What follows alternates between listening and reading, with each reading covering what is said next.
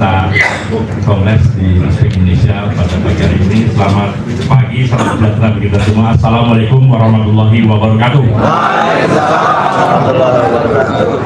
Saya rasa doktrin yang saya tanamkan pada diri saya sendiri adalah, dan saya coba tularkan ke teman-teman di Serikat Buruh, adalah kita harus terus berkhidmat kepada anggota, apalagi ketika menjadi pimpinan, karena pimpinan itu temannya banyak beragam.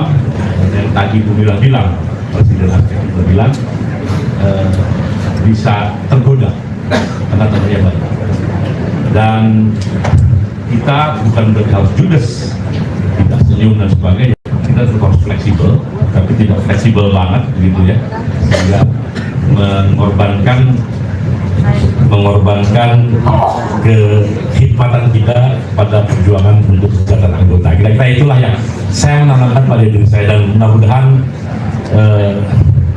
seiring dengan doa yang sudah saya lakukan juga kalau habis sholat gitu, ya Allah cabutlah nyawaku ketika saya sedang berjuang membela orang-orang tertindas. Kira-kira begitulah ya, mudah-mudahan dijadikan itu. Karena kemungkinan kita juga lagi hura-hura bisa, lagi apa-apa bisa. Kan kita punya potensi untuk seperti itu. Kita ini semua punya, karena kita pimpinan. Nah, saya senang jadi pada level nasional saya rasa Serikat Buruh itu tidak harus terlalu terkotak-kotak pada isu unionism, tapi lebih pada kebijakan ekonomi dan sebagainya yang sudah dampaknya pada urusan yang kecil tadi di level nasional ya. Nah ini kita tahu ada Omnibus Law, nah itu pastilah tugas kita. Ada berbagai program pemerintah, itu tugas kita. Kemudian sekarang ini ada tapera lagi kan, itu juga tugas kita pimpinan nasional harus mempermasalahkan. Kemudian ada lagi isu tentang ini di sini ada orang Telkomsel dan apa Indosat, XL sebagainya. Ada Starlink. Starlink itu kelihatannya, tapi saya ingin disclaimer dulu, silakan diterima atau tidak diterima, bahwa pemerintahan kita sekarang inilah pemerintahan yang paling tidak membasiskan kebijakannya pada ilmu pengetahuan. Pemerintah kita sekarang, jadi ujuk-ujuk ada kebijakan, ujuk-ujuk ada kebijakan. Yang kasihan Bu Putri dan Kementerian Tenaga Kerja nggak ikut di atas, tapi tiba-tiba masalahnya muncul di bawah. Itu fakta yang sedang terjadi. Ujuk-ujuk ngomong soal satelit Starlink, itu dampaknya berapa juta tuh nanti orang-orang di bidang itu. Ada sekian, mungkin ada 500.000 BTS kan ada di Indonesia ini. Telkomsel aja ada 260.000 BTS, belum Indosat, belum XL, mungkin 500.000 BTS. Setiap BTS diperiksa, dikawal oleh berapa orang, ada supervisornya, ada pemeliharaannya, ada vendor-vendor. Oh, itu komunitas atau ekosistem berapa juta lah kira-kira memelihara itu. Kalau besok ada Starlink, hilang semua tuh langsung. Kita di luar bicara soal kedaulatan data, di luar bicara soal sampah antariksa, kita di luar itulah, kita fokus kita terjadi masalah. Tiba-tiba mobil listrik, ya kan? Kalau mobil listrik itu terjadi, tahu nggak kira-kira berapa juta orang ter-PHK? Itu kira-kira 1 juta ter-PHK. Bengkel-bengkel tutup, bengkel-bengkel otopat tutup semua. Punya anak sekian banyak dan sebagainya, itu berapa juta orang. Padahal ketika ekosistem energi kita masih berbasis pada solar dan batu bara, ternyata mobil listrik itu menghasilkan lebih banyak emisi ketimbang mobil hibrid misalnya. Atau mobil hibrid ya. Kalau mobil hibrid listriknya dapat dari energi kinetik. Ketika dia bergerak, dia nyimpan di baterai, kemudian baterai itu menghasilkan energi untuk jalan. Jadi kalau yang colokannya itu dari batu bara, dari solar, energi fosil.